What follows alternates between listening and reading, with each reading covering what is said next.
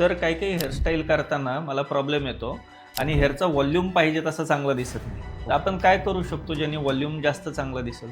Okay, पहिले तर आपल्याला याच्यातनं राईट हेअरकट चॉईस करावं लागेल. जसं की आपण साईड हेड ठेवू शकतो, टॉप हाय व्हॉल्यूम ठेवू शकतो.